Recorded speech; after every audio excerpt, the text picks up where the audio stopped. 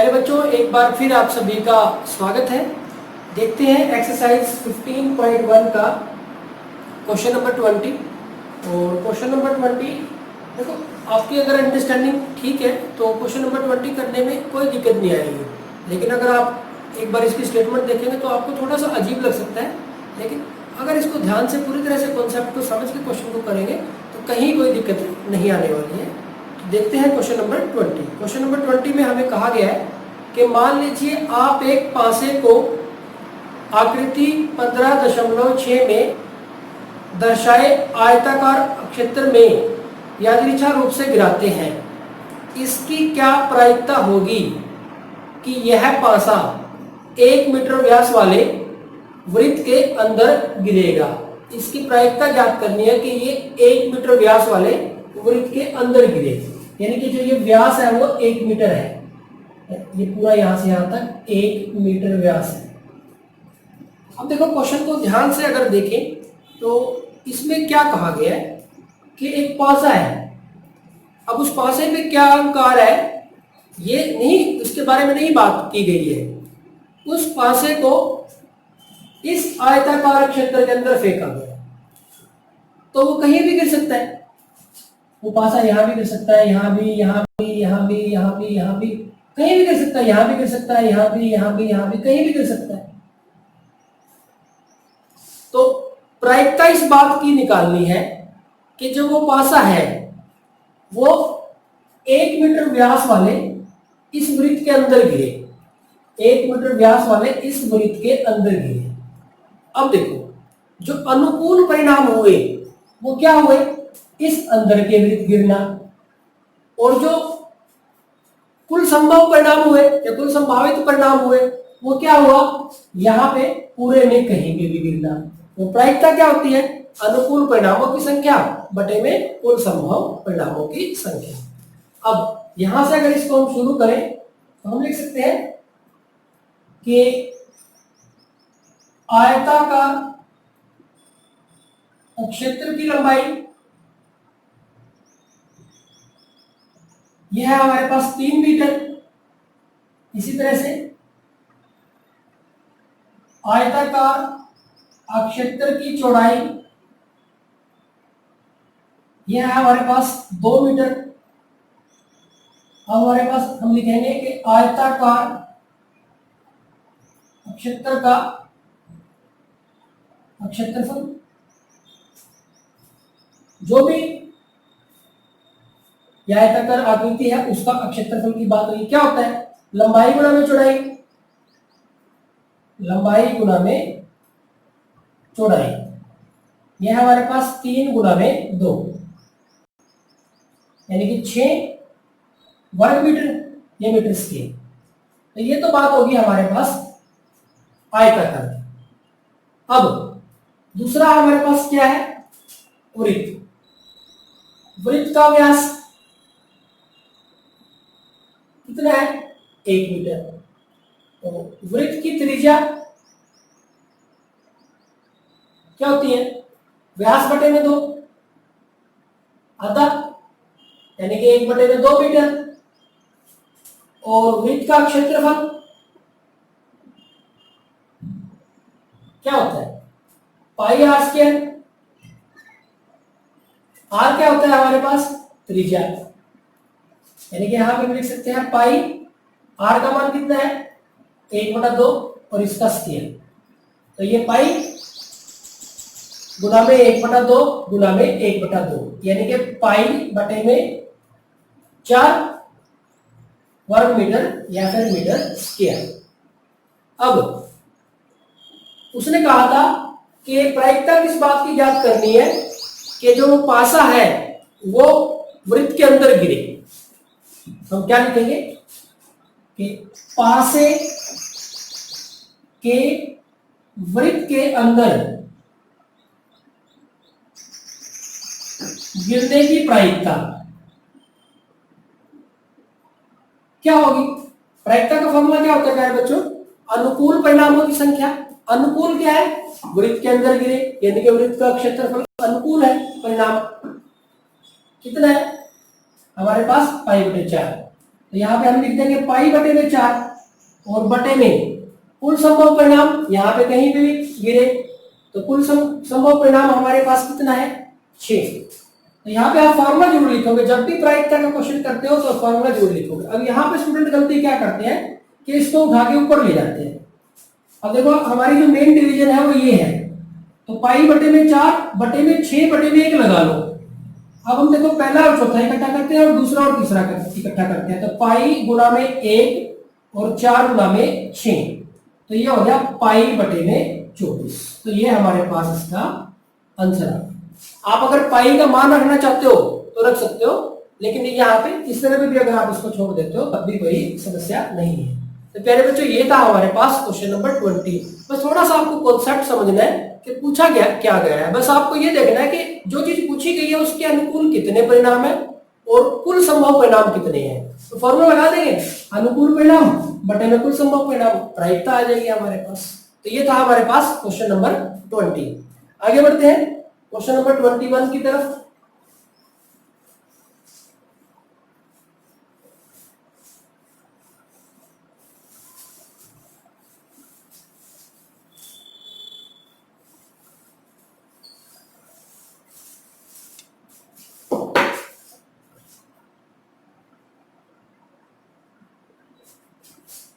Question number 21 हमारे पास बहुत सा सिंपल ही क्वेश्चन है।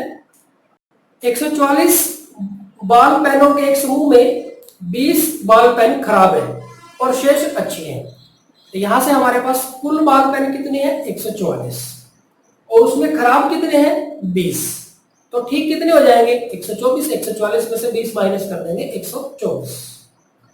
आप वही पेन खरीदना चाहते हैं जो अच्छा है, बिल्कुल सजाई सी बात है, हम अच्छा पेन ही खरीदना चाहेंगे, खराब पेन हमारे किसी काम का नहीं है। परंतु खराब पेन आप खरीदना नहीं चाहेंगे, बिल्कुल सही बात है।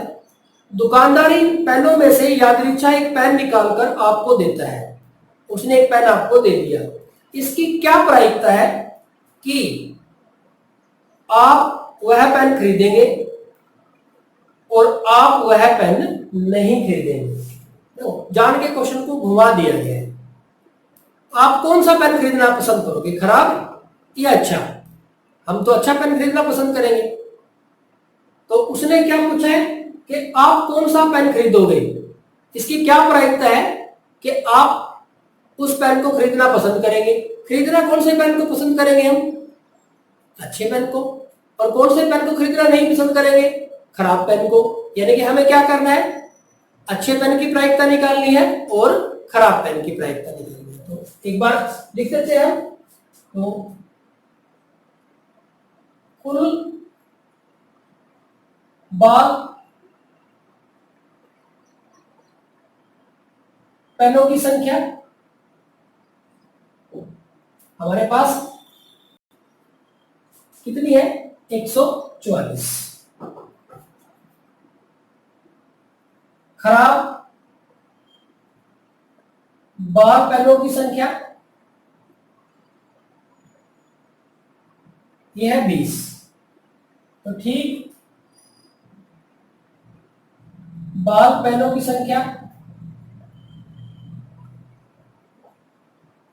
टोटल 144 है, तो 20 खराब है तो बाकी के ठीक बचेंगे। तो 144 में से हम 20 माइनस कर देते हैं, तो ये हमारे पास 124 आता है।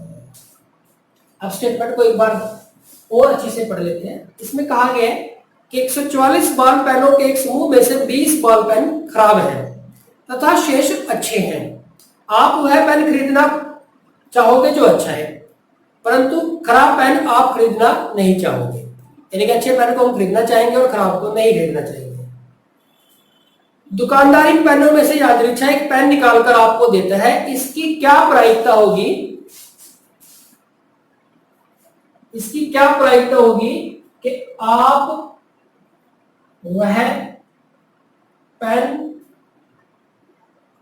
खरीदेंगे और सेकंड पार्ट में आप वह पेन नहीं खरीदेंगे। इसकी प्रायिकता ज्ञात करनी है कि आप उस पेन को खरीदेंगे और या फिर उसको नहीं खरीदेंगे। प्यारे बच्चों, आप कौन सा पेन खरीदेंगे जो अच्छा है, और कौन सा नहीं खरीदेंगे जो अच्छा नहीं है? तो यहां पे हम क्या लिखेंगे? पेन के खरीदने की प्रायिकता। पेन हम कब खरीदेंगे? जब वो अच्छा होगा। अच्छे कितने हैं?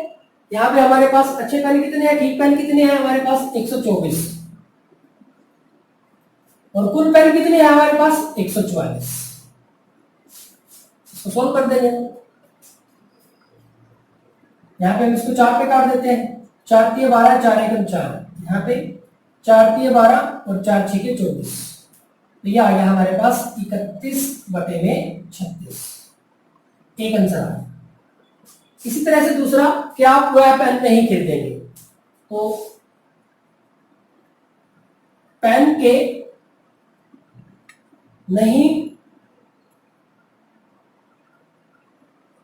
खरीदने की प्रायिकता।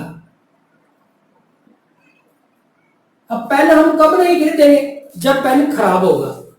और पेन के खराब होने की प्रायिकता, यानी कि आप देखो खराब पेन कितने हैं? 20। और कुल पेन कितने हैं? 144। तो काट देंगे 4 पे, 4 पंजे 20, और यहाँ पे हमारे पास 4 पे काट रहे हैं तो 36 आ गया। तो ये आ गया हमारे पास 5/36। तो ये इसका दूसरा। तो बिल्कुल इजी क्वेश्चन है। बस क्या किया उसने, सीधा खराब और ठीक पेन की प्रायिकता ना पूछ के उसने ये पूछ लिया कि आप उस पेन को खरीदेंगे या फिर आप उस पेन को नहीं खरीदेंगे। तो हम कैसे पेन को खरीदेंगे? अच्छे पेन को खरीदेंगे या ठीक पेन को खरीदेंगे, और जो खराब पेन है उसको नहीं खरीदेंगे। आप यहाँ पे भी ठीक भी लिख सकते हैं, अच्छा भी लिख सकते हैं। अच्छे बाल पर, यहाँ पे ठीक बाल पर, एक ही बात है, कुछ ज्यादा सा डिफरेंस नहीं है। तो प्यारे बच्चों, ये है हमारे पास क्वेश्चन नंबर 21।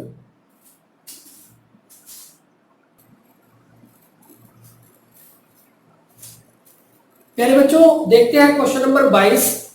क्वेश्चन नंबर 22 में कहा गया है कि उदाहरण 13 को देखिए और निम्नलिखित सारणी को पूरा कीजिए। तो ये एक सारणी दी हुई है, उसको हमें पूरा करना है।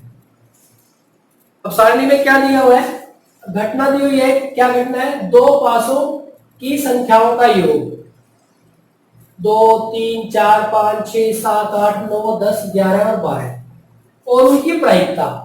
2 पासे की संख्याओं का योग 2 होने की प्रायिकता 1/36 है। 2 पासों की संख्याओं का योग 8 होने की प्रायिकता 5/36 है। और 2 पासों की संख्याओं का योग 12 होने की जो प्रायिकता वो भी 1/36 है। अब इसमें हमें एक तो क्या करना है, इस सारणी को पूरा करना है। और दूसरी बात हमारे पास क्या है, दूसरा जो पार्ट है इसका, इसमें कहा गया है कि एक विद्यार्थी यह तर्क देता है कि यहाँ कुल 11 परिणाम 2, 3, 4, 5, 6, 7, 8, 9, 10, 11 और 12 है, अतः प्रत्येक की प्रायिकता 1/11 है। क्या आप इस तर्क से सहमत है? सकारण उत्तर दीजिए। तो दूसरे पार्ट में वो कह रहा है कि सबकी जो प्रायिकता है 1/11 है, लेकिन ये तो इस टेबल से ही पता चल गया कि सबकी 2 की प्रायिकता तो 1/36 है, 1/11 तो है ही नहीं है। इसकी प्रायिकता 5/36 है, 12 की प्रायिकता 1/36 है, तो सबकी प्रायिकता 1/11 नहीं है। ये तो बात क्लियर है कि उसकी बात सही नहीं है। अब उसकी बात सही नहीं है, इसके के लिए कारण देना है। तो ये जो क्वेश्चन चूज किया उसने, ये लिया उसने उदाहरण 13 से। तो उदाहरण 13 में क्या कहा गया है कि एक सेलेक्टिव पासे और एक नीले पासे को एक साथ फेंका जाता है, यानी कि 2 पासे को एक साथ फेंका जाता है। कैसा है? एक है सेलेक्टिव पासा और इसी तरह से एक है नीला पासा।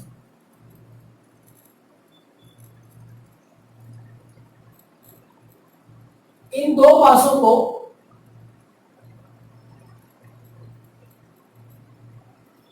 एक साथ फेंका जाता है।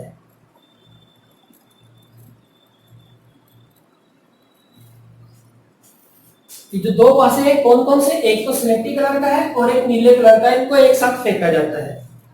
सभी संभावित परिणामों को लिखिए और इनकी क्या प्रायिकता है। कि दोनों पासों की संख्याओं का योग कितना हो, 8 हो। दोनों पासों की संख्याओं का जो योग है वो 13 हो और 12 से छोटी या उसके बराबर हो। मतलब क्वेश्चन तो हमारा है जो इसके लिए है, लेकिन स्टेटमेंट इसकी है। तो इसकी स्टेटमेंट क्या बनती है, दोबारा से पढ़ते हैं एक बार, कि एक स्लेटी पासे और एक नीले पासे को एक साथ फेंका जाता है। सभी संभावित परिणामों को लिखिए। पहली तो बात ये होगी, सभी संभावित परिणामों को लिखिए और इसकी क्या प्रायिकता है कि इन दोनों पासों की संख्याओं का योग, इन दोनों पासों की संख्याओं का योग कितना हो, 2 हो, 3 हो, 4 हो, 5 हो, ये तो इसमें से हमें लेना है। तो पहले तो हमें सारे संभावित परिणाम लिखने हैं। अब प्यारे बच्चों अगर आप देखें तो एक तो पासा कैसा है, कैसा पासा है, स्लेटी पासा है, और एक कैसा पासा है, नीला पासा है। तो पासा है हमारे पास, एक तो कैसा है, स्लेटी पासा,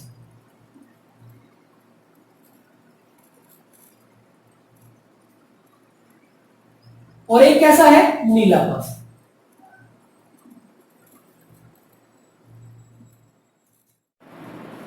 अब आप इस चीज को ध्यान से देखें, स्लेटी पासे पे क्या आ सकता है, 1 भी आ सकता है, 2 भी आ सकता है, 3 भी आ सकता है, 4, 5 और 6। इसी तरह से नीले पासे पे भी क्या आ सकता है, 1, 2, 3, 4, 5 और 6। स्लेटी पासे पे 1 से 6 तक का भी कोई भी संख्या आ सकती है, और इस तरह से नीले पासे पे भी 1 से 6 तक की कोई भी संख्या आ सकती है। लेकिन दोनों पासों को इकट्ठा उछाला है, तो मान लो दोनों पासों को इकट्ठा उछाल दिया तो स्लेटी पासे पे 1 आ गया और नीले पासे पे भी 1 आ गया, तो हमें परिणाम क्या मिला, 1, 1। इसी तरह से 1 और 2 भी आ सकता है, 1 और 3 भी आ सकता है, तो कुछ भी आ सकता है। स्लेटी पासे पे 1 से 6 तक कुछ भी आ सकता है, और नीले पासे पे भी 1 से 6 तक कुछ भी आ सकता है। तो 6 केस उसके हो गए, 6 तो 6 की 6 के साथ गुणा करेंगे तो 36 केस बनेंगे, टोटल 36 परिणाम बनेंगे। अब देखो हम क्या कर लेते हैं कि जो नीले पासे वाला है उसको पहले लिख लेते हैं, और जो स्लेटी पासे का, क्योंकि हमने हॉरिजॉन्टल पे इस तरह से हमने हॉरिजॉन्टल के लिए नीला पासा ले लिया और वर्टिकल के लिए हमने खड़ी लाइन के लिए स्लेटी पासा ले लिया। आपकी मर्जी से कोई ज्यादा फर्क नहीं पड़ना, तो ये तो जस्ट आपको समझाने के लिए है। तो अब यहां से देखिए आप कि नीले पासे पे देखिए जब 1 है तो स्लेटी पे 1 भी हो सकता है, नीले पासे पे 1 है तो स्लेटी पे 2 भी हो सकता है, नीले पासे पे 1 है तो स्लेटी पे 3 भी हो सकता है, नीले पासे के लिए 1 है तो स्लेटी पे 4 भी हो सकता है, 1 के लिए 5 भी हो सकता है, और 1 के लिए 6 भी हो सकता है। हमने पहले किसका ले लिया, पहला जो है इसमें अंक वो नीले पासे के लिए है, और जो दूसरा अंक है वो स्लेटी पासे के लिए है। आप उल्टा करना चाहो तो उल्टा भी कर सकते हो, इसमें कोई फर्क नहीं पड़ता। अब आगे बढ़ते हैं। अब नीले पासे पे अगर 2 आया तो स्लेटी पासे पे 1 भी आ सकता है, 2 के लिए 2 भी आ सकता है, नीले पासे पे 2, स्लेटी पे 3 भी आ सकता है, 2 के लिए 4, नीले पासे पे 2, स्लेटी पे 5, नीले पासे पे 2, स्लेटी पे 6। ठीक इसी तरह से नीले पासे पे 3 के लिए 1 भी आ सकता है, 3 के लिए 2 भी आ सकता है, 3 के लिए 3 भी आ सकता है, 3 के लिए 4, 3 के लिए 5 और 3 के लिए 6। ठीक इसी तरह से 4 के लिए 1 हो सकता है, 4 के लिए 1, 4 के लिए 2, 4 के लिए 3, 4, 4, 4, 5 और 4, 6। इसी तरह से 5, 1, 5, 2, 5, 2, 5, 3, 5, 4, 5, 5, 5, 6।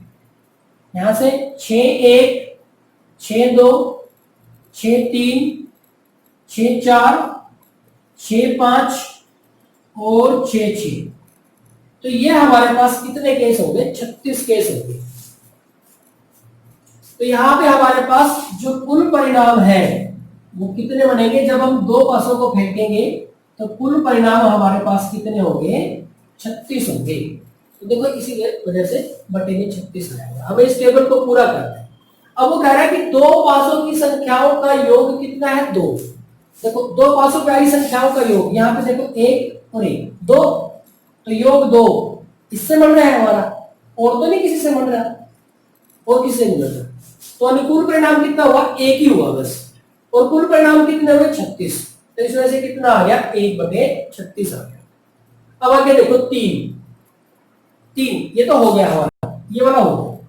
अब 3 योग देखो किससे बनेगा, 1 और 2 3 होते हैं, और 2 और 1 3 होते हैं, तो 2 ही कैसे बने हमारे पास, कितने आ गए, एक तो ये वाला और एक ये वाला। योग 3 किससे मिलेगा, 1 और 2 से, 2 और 1 से, और किससे मिलेगा, तो कितने केस हुए 2, तो ये बनेंगे 2/36।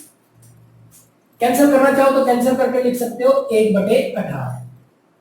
अब देखो योग 4, 1 और 3 4, 2 और 2 4, 3 और 1 4, तो कितने केस हुए 1 2 3, तो ये बनेगा 3/36। अगर कैंसिल करते हो 3 एकम 3 और 12 3 36, तो 1/12। अब योग 5, 1 और 4 5, 2 और 3 5, 3 और 2 5, 4 और 1 5, तो कितने केस हुए 4, तो ये हो जाएगा हमारे पास 4/36। 4 पे कैंसिल करते हैं, 4 एकम 4 और 4 दूनी 36।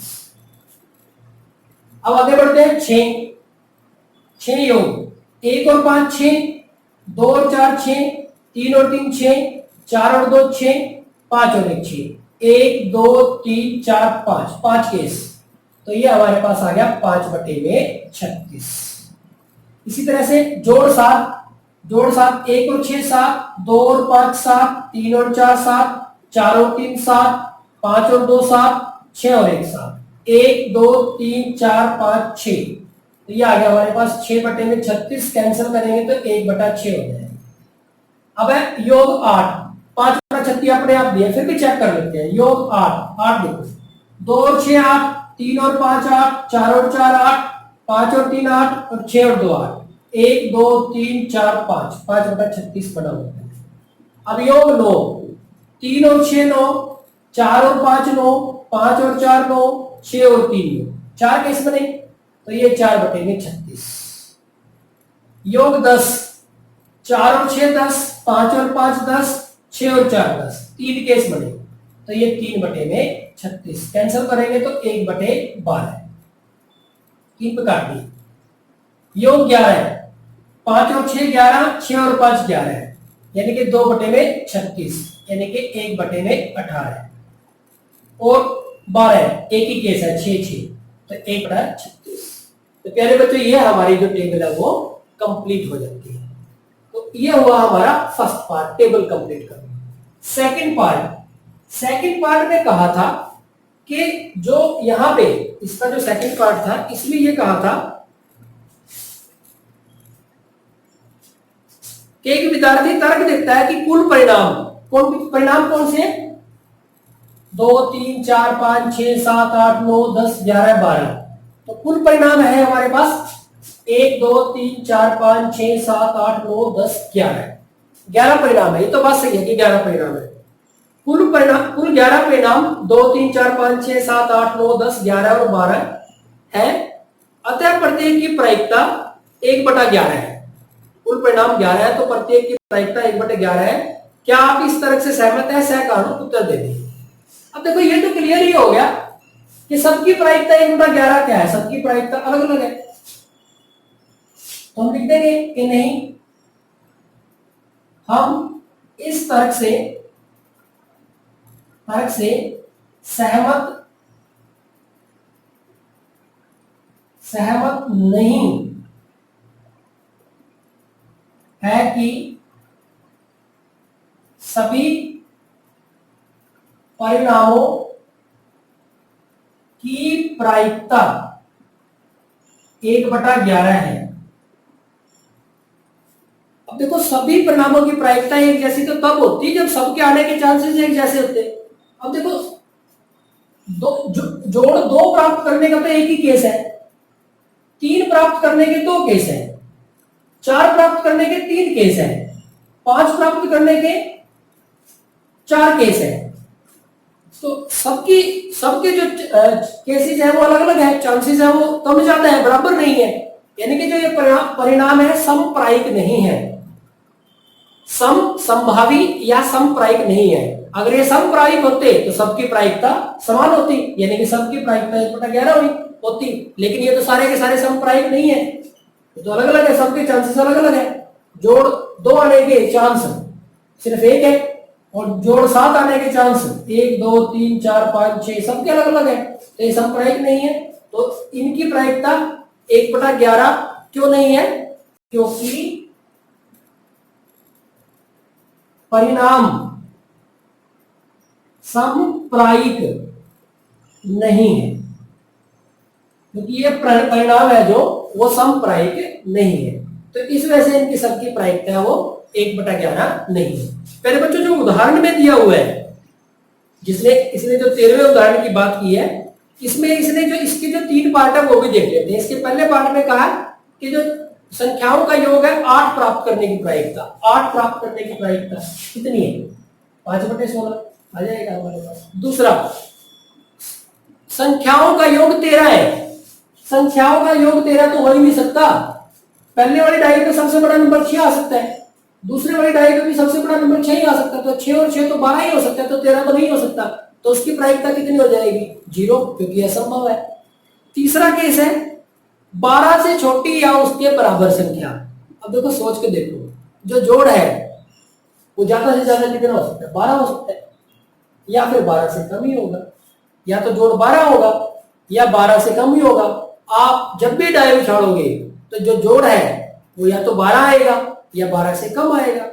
ये तो बिल्कुल सही है, ये तो होना ही होना है, निश्चित है। और निश्चित घटना की जो प्रायिकता होती है वो कितनी होती है? 1 होती है। यानी कि तीसरे पार्ट का जो हमारे पास आंसर आ जाएगा, कितना आ जाएगा? 1 आ जाएगा। क्योंकि आप 2 डायरी को जब उछालोगे तो उनका जो जोड़ होगा या तो वो 12 आएगा या 12 से कम आएगा, यानी कि सारे के सारे परिणाम हो गए। जो अनुकूल परिणाम है सारे ही अनुकूल है, तो कितने अनुकूल परिणाम है? 36, और कुल भी कितने हैं? 36, तो 36/36 कितना आ जाएगा? 1 आ जाएगा।